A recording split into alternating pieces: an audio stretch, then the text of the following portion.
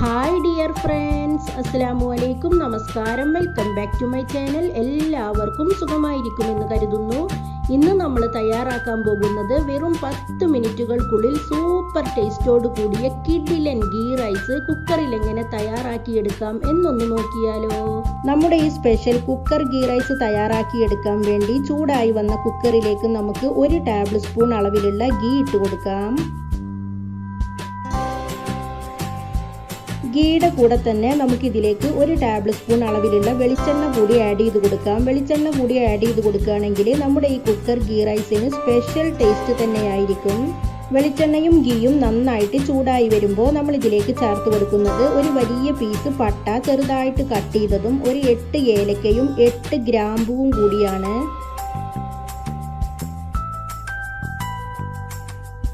ഏലക്കയും പട്ടയും ഗ്രാമ്പുവും ഒന്ന് ചെറുതായിട്ട് റോസ്റ്റ് ആയി വരുമ്പോൾ നമ്മൾ ഇതിലേക്ക് ആഡ് ചെയ്ത് കൊടുക്കുന്നത് ഒരു സവാള നൈസായിട്ട് സ്ലൈസ് ചെയ്തത് കൂടിയാണ്. സവാള ആഡ് ചെയ്ത് കൊടുത്തതിന് ശേഷം നമുക്ക് ഗീയിലിട്ട് ചെറുതായിട്ടൊന്ന് വഴറ്റിയെടുക്കാം. സവാളയുടെ നിറം മാറാതെ ശ്രദ്ധിക്കുക. സവാളയുടെ നിറം മാറിക്കഴിഞ്ഞാൽ നമ്മുടെ റൈസിൻ്റെ വൈറ്റ്നെസ് നമുക്ക് നഷ്ടമാകും. അതുകൊണ്ട് സവാള ഒന്ന് ചെറുതായിട്ട് വഴറ്റിയെടുത്താൽ മാത്രം മതി. ഇതിലേക്ക് നമുക്ക് കുറച്ചധികം തന്നെ കറിവേപ്പില കൂടി ആഡ് ചെയ്ത് കൊടുക്കാം. ഒരു ക്യാരറ്റ് ചെറുതായിട്ട് സ്ലൈസ് ചെയ്തത് കൂടി ആഡ് ചെയ്ത് കൊടുക്കാം.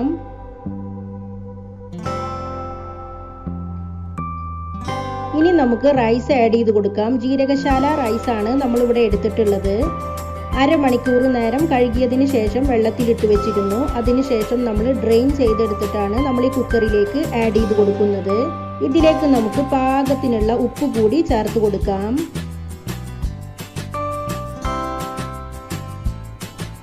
ഉപ്പും കൂടി ആഡ് ചെയ്ത് കൊടുത്തതിന് ശേഷം നമുക്കിതെല്ലാം കൂടി നന്നായിട്ടൊന്ന് മിക്സ് ചെയ്തെടുക്കാം. ഗീ റൈസ് ഉണ്ടാക്കുന്ന സമയത്ത് ഒന്നുകിൽ ജീരകശാല റൈസ് അതല്ലെങ്കിൽ കൈമ റൈസ് യൂസ് ചെയ്യുന്നതായിരിക്കും ഏറ്റവും ടേസ്റ്റ് ഉണ്ടാവുക.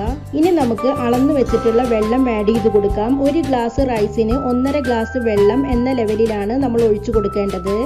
വെള്ളം എടുക്കുമ്പോൾ നന്നായിട്ട് തിളപ്പിച്ച വെള്ളം തന്നെ ആഡ് ചെയ്ത് കൊടുക്കാൻ വേണ്ടിയിട്ട് പ്രത്യേകം ശ്രദ്ധിക്കുക. ഇതിലേക്ക് നമുക്ക് 1 ടീസ്പൂൺ മുഴുവനായിട്ടുമുള്ള വലിയ ജീരകം കൂടി ആഡ് ചെയ്ത് കൊടുക്കാം.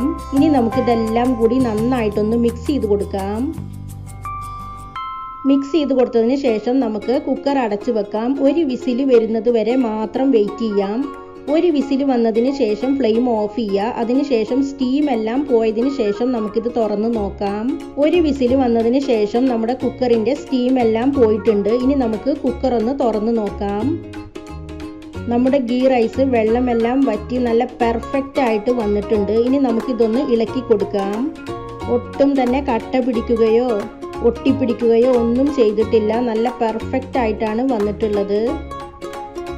ഇനി നമുക്കിതൊന്ന് ഗാർണിഷ് ചെയ്യാം. നമ്മളിവിടെ ഒരു സവാള ഫ്രൈ ചെയ്തതും അതുപോലെ തന്നെ കുറച്ച് കാഷ്യൂനട്ട്സ് റോസ്റ്റ് ചെയ്തതും കൂടി എടുത്തിട്ടുണ്ട്. ഇത് വെച്ച് നമുക്ക് ഇതിൻ്റെ മുകളിലായിട്ടൊന്ന് ഗാർണിഷ് ചെയ്ത് കൊടുക്കാം. അപ്പം നമ്മുടെ സ്പെഷ്യൽ അടിപൊളിയായിട്ടുള്ള കുക്കർ ഗീ റൈസ് ഇവിടെ തയ്യാറായി കഴിഞ്ഞു. എല്ലാവരും ട്രൈ ചെയ്ത് നോക്കണം.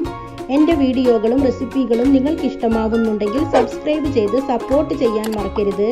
സബ്സ്ക്രൈബ് ചെയ്താൽ മാത്രമേ ഞാനിടുന്ന പുതിയ വീഡിയോകളുടെ നോട്ടിഫിക്കേഷനുകൾ നിങ്ങൾക്ക് അതാത് സമയത്ത് ലഭിക്കുകയുള്ളൂ. ഇൻഷാ അല്ലാ വീണ്ടും കാണുന്നത് വരെ ബൈ ബൈ.